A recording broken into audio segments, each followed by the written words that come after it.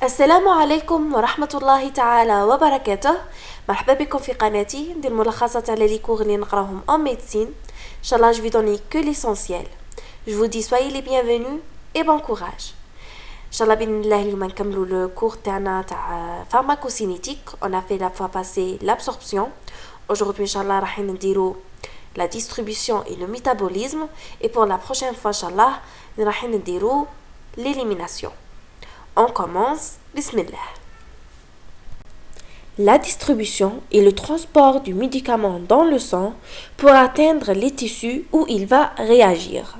Les médicaments dans le sang se trouvent sous deux formes, la forme liée aux protéines et la forme non liée aux protéines. Ces deux formes se trouvent en équilibre. La liaison et le détachement du médicament de sa protéine est un processus réversible. Il faut bien connaître que seule la forme libre non liée aux protéines est la forme active. Active, ça veut dire qu'il passe dans les tissus.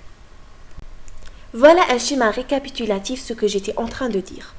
Après l'absorption du médicament, il atteint la circulation générale.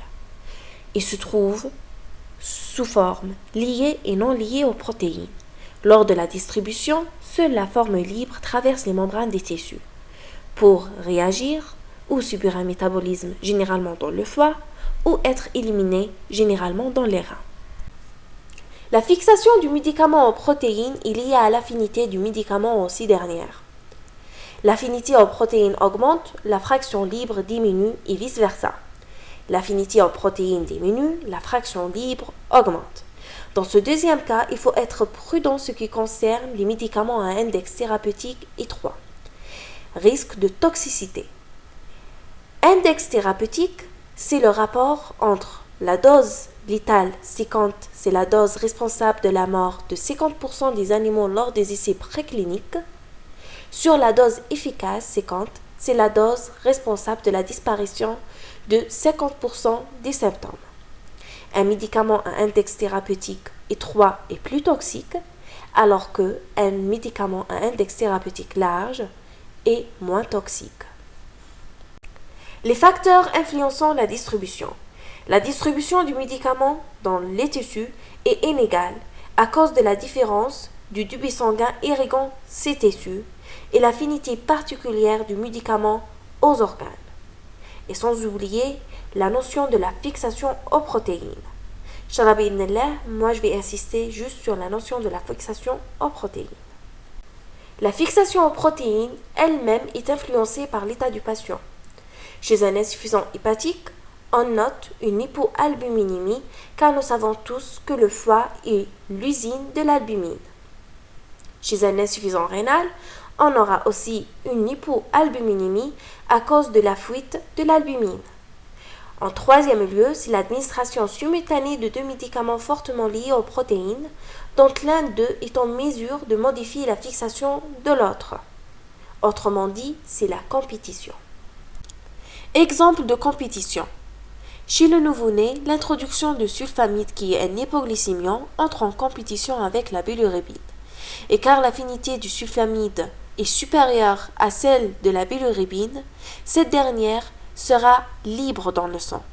Elle traverse la barrière hémato-encéphalique, donnant une neurotoxicité. C'est l'ictère nucléaire. C'est pour cela le sulfamide est une contre-indication chez le nouveau-né. Maintenant, on est arrivé au métabolisme. Alors, pour parler du métabolisme, il faut parler à l'avance de l'élimination. L'élimination soit directe, soit indirecte. Directe, le médicament est directement éliminé, sans biotransformation par voie rénale ou biliaire. L'élimination indirecte, où le médicament va subir un métabolisme, une biotransformation. Le médicament va se transformer en métabolite soit actif, soit inactif, soit toxique. Le métabolisme se déroule principalement au niveau du foie. Pourquoi le foie? C'est grâce à sa localisation anatomique, son équipement enzymatique qui est riche et varié, et son débit sanguin qui est de 1,5 litres par minute assuré par la veine porte. Le métabolisme dans le foie se déroule en deux phases. La première phase, c'est la phase de la fonctionnalisation grâce à l'enzyme cytochrome P450. Et la phase 2, c'est la phase de la conjugaison, c'est surtout ce qui nous intéresse. Le métabolisme transformant le médicament, qui est au début une molécule apolaire liposoluble dont l'élimination est difficile car elle est liposoluble, en le transformant en molécule polaire hydrosoluble dont l'élimination sera facile. Pour le résultat du métabolisme, comme j'ai dit au début, il va transformer le médicament en métabolite soit inactif à partir d'une molécule active, le cas de phénobarbital qui est un traitement de l'épilepsie, ou bien un métabolite actif à partir d'une substance initialement inactive appelée prodrogue, c'est le cas de la vitamine D, qui va subir deux hydroxylations hépatiques et rénales pour devenir active. Et en troisième lieu, c'est la formation des métabolites toxiques à partir d'une molécule active, c'est le cas de paracétamol et les isoniazides. Une notabilité très importante. En cas d'insuffisance hépatique, on aura une diminution du métabolisme.